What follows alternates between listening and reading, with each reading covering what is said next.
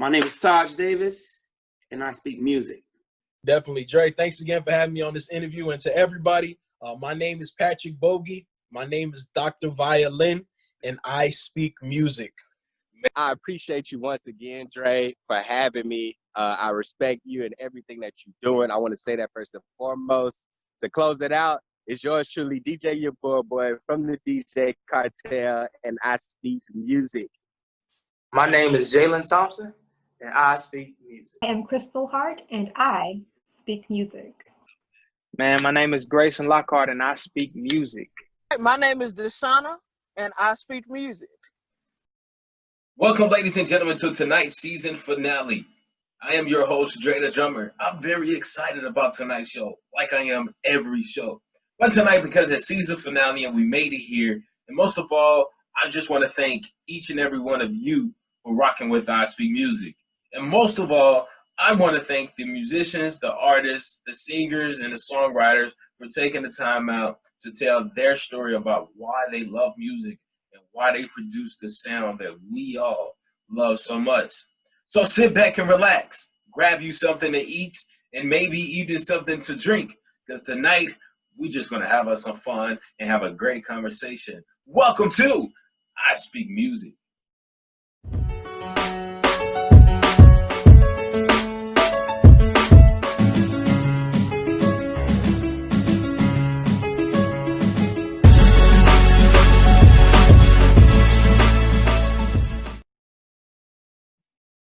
What's up, ladies and gentlemen? I got my very special friend on the line tonight. We're going to have us some fun here with I Speak Music. Thank you for taking the time out and spending the time here with I Speak Music, man. I really do appreciate you. Look, man, I appreciate you because I speak music. Yeah, man. Oh, man, we're going to have some fun. We're going to have some fun tonight. Just to let you know, this is the season finale episode, man. We traveled from Facebook. We went to Instagram. We had some great artists and musicians rock with me on Instagram, and now we're doing it this way, and we're growing, man. So I appreciate you for rocking. I see the shirt. Let's go. I see the shirt. Let's go, man. Rep, baby. Let's go. Merch. We definitely gonna get into stuff like that, man. But definitely, man. Tell us where this all started. Where did this all start? Man, I've been singing since I was probably 11, 12 years old. I've had the notion to sing. Yeah. You know, my dad was in a quartet group. He was the lead singer of a quartet. So and he sing. You understand me? Like, yeah. He don't just hold a note like my dad sing. So basically, man, he just kind of jump started me, man, learning how to harmonize and just singing with him, you know, and just looking up at him and admiring what he's doing and just wanting to do it myself, man. And so from that, I kind of calmed down singing a little bit till I turned about 15 or 16, man. Then I really started just digging my teeth into it. It's a whole story about how that began. I'm sure we'll get to that unless you want me to tell it now. Yeah, let's dive into it right now. Go ahead and dive into it right now. Well, I was 15 years old, 15, 16, just started driving. So, I live in Alabama, so. Yeah, you was feeling yourself at 15. 15 years old, you know, my parents gave me a car, was like, go ahead, you know. Yeah. So, I have a buddy, he's a good friend of mine, by the name of Abe, man. He turned me on to this singer called Kim Burrell. And I'm sure a lot of singers, you know, a lot of people know who that is. So when he put me on her, man, it opened my eyes to a whole new world of singing, man. I'm like, man, you mean there are people out here who do this? So it just sent me on a long journey, man, of just studying and just sitting down, hitting rewind, listening to what she does and repeating it, hitting rewind, listening to what she does, repeating it, hitting rewind, listening to what she did and repeat it. You know, it was just a whole thing, man. It just totally shifted the way my whole mind thinks about music, the way I approach music and everything else, man. She's one of my main influences in music, man. Wow. So that's really, you know, I was interested in it at 10, 11 years old, but at that point, 15 years old, that's when I really got jump started into wanting to do this. Man, to tell you, I personally can't think of a person that has used Kim Burrell as a male vocalist, as someone they have looked up to. Everyone has went to their same, the same person, same type of person, same type of singer, but she is definitely an out-the-box type of singer, and she definitely challenges every point of music when it comes to vocals. You You know what got I it. mean? You just nailed it down, my man. She challenges every aspect of it, man, from critical hearing to execution to Yes. yeah, man. What the things that she think of, the way her brain operates at the speed it does, Yes. it's amazing, man. It's amazing. Definitely. It's almost like she sees it before it even comes out. So so this is what you're doing. This is what you're doing when you're on stage singing. Hey, man, I'm just feeling it, man. Just feeling it. That's what I'm doing, man.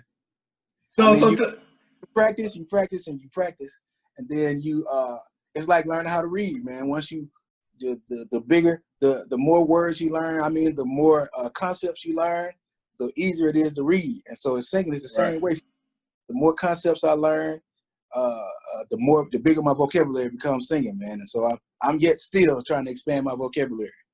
Man, I definitely dig you, man. If you just to fast forward real fast, if you have not heard him on stage, I know when everything comes down, when he hits the stage, he gonna have a lot to give, But tell me, like I first met you as a musician, and then I formally met you as the artist. Which one came first in this journey?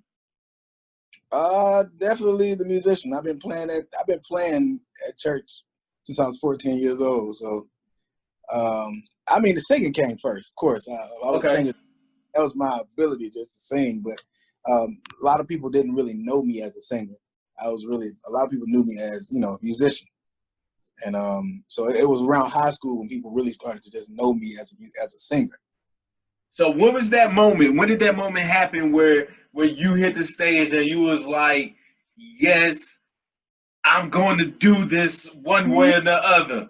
Tell us that story. In high school, man, they're still my brothers now, man. Guys named Marcus and Derek, and we formed this group called Prominence. Us three, man, and we started singing. We were all part of show choir. So I played football and I did show choir, which I know is oxymoron all day. But we would go to these singing competitions, and we go here and we'd sing. Boy, we'd swoon the girls. I'm married, man. I'm not girls anymore. But man, that man was I was like, man, I can do this. That was a turning point for me, man. When we actually started singing and people started responding, they were like, yo, you guys sound great. And then we got picked up, to do the Atlanta Jazz Festival and to the Auburn Street Jazz Festival in Atlanta. Man, we did a couple festivals, man. We opened up for different artists, man. This one particular artist I remember was very funny performance, man. It's got Splackavelli, man. Oh man, you taking it back? Boy, we were kids in the club and opening up for this dude Pressure, who made the song Splackavelli, man. And it was an experience to say the least. I can only imagine, man. Like, oh man, in high school being a singer and a musician, man. Let's go to the grade size of it. Did it help? Did it help your grades? Did you see how it helped your focus in wanting to get your work done or understanding the work, maybe mathematics per se, or just anything or that? I've always been a math and science kid anyway, man, just from the jump. I've always been interested in mathematics and numbers and science anyway. But it definitely motivated me to want to go to school more because I love math and science, but I hate school. But being in show choir and having music, it motivated me to want to keep going. And I graduated a pretty good GPA, 3.85. That ain't shabby. No, that's not 4.0, but that's in that good category. Good. Y'all the way good. Definitely motivated me to want to keep going to school. And I think that's a big thing, man, that schools need to remember, man, that everybody is not an engineer and everybody is not a scientist. And keep music in there, man, because sometimes that'll be the only thing that'll keep kids coming, man. Real talk, real talk. I've seen it. I've seen it personally. I've been one of those kids, you know what I'm saying, that had music in some shape, form, or fashion in school that helped me to keep my grades up, because, you know, you got to keep your grades up to be in your extracurricular activities in school. And once you find something, especially when you know your parents coming to pick you up late from school and you actually have something to do that's going to help you, motivate you, and, you know, just give you something positive to do, it really did help. So thank you. Thank you so much for bringing that point up, man, because that's really very important. It really is. So you were playing football and you were a musician. Where did the practice time come in? Because, you know, football practice is like all day. So usually my show choir rehearsals weren't until like 7 o'clock at night. Okay. I was driving, like I said, at 15 anyway. So we get behind. So we have football practice. We go early in the morning, 6 o'clock, do our running and everything else, conditioning and things. Take a shower, go to class, get out of school, have football practice. After football practice, go to show choir practice. Man, and as a musician, where did you have time to practice as a musician? Where did that time come in at? I had a piano at home, man. I had a piano at home, and I just played on that at the house. So the parents never told you, all right, get up, I'm tired of hearing the piano. I'm tired of you. I had headphones on my keyboard, man. I had headphones. Man, that's dope. That's always dope. One thing I've always noticed, that it always pays to have that parental motivation. You know, when it comes to practicing, they don't get tired of the bad sounds and the creativity of practicing. They always support it because they know that, hey, something can come about for this. Now I'm not here to sound like a hireling or a hustler, but a hireling or a hustler. But my mom was like, "Hey, yo, you need to learn how to play, because I'm about to cut your allowance out." Ooh. And so as a kid, you know, I'm 15 years old playing for churches, making 175 every week. As a high school, I was balling out of control, man. This is facts. But it was because, you know, they allowed me to, you know, to kind of get that craft and not perfect it, but to become proficient in it. Yeah. And took the strain off of their pocket. That is definitely the truth. So parents, you hear it. You hear it. It's not a hustle. It's definitely a craft. But it does eventually pay. So rock with them, parents. So, man, tell us this journey into music writing. When did that hit home for you, when you was like, yo, I have to sing my own stuff. I gotta do it. So my journey hit Huntsville. I met some guys. They had a group up here. They all went to Oakwood. And they were like, man, we have this group. So I met the guy, one of the guys, he's from Tuskegee. And he saw me and he was like, hey, I got a group in Huntsville. You want to join? I was like, I talked to my mom. I'm like, Mom, yo, it's a group up here in Huntsville that want me to sing with them. They doing big things. So she was like, you know, go ahead. You know, that's your dream. Do it. You know, so moved up here to Huntsville, started singing with those cats, man. At first we started out doing covers, you know, commission, covers, doing men of standard covers. But then we started writing our own stuff. You know, they started writing their own thing anyway, and they would give me the opportunity to arrange, start doing arrangements. And so it all kind of started with arrangements for me. And then I was like, man, you know, it's kind of cool to be able to do your own thing. And so at that point, I was 21 years old when I moved to Huntsville. And from that, it grew into me just wanting to write and do my own thing, man. And so the group, we did very well, man. We met some famous people, you know, we met a lot of things, but it just kind of fizzled out, you know, like a lot of groups do, you know, unfortunately. But kind of fizzled out, and once it kind of fizzled out and everybody kind of went their own way, I was like, I'm here, you know, and I'm still here. To start my own thing. And so I bought me a little recording setup and started working.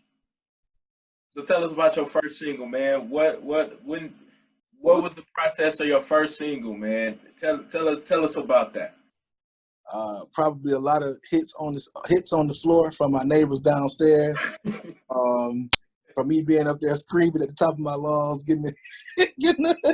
So my first wasn't a single. My first was actually an album, man, in 2014, titled Undulated Effect.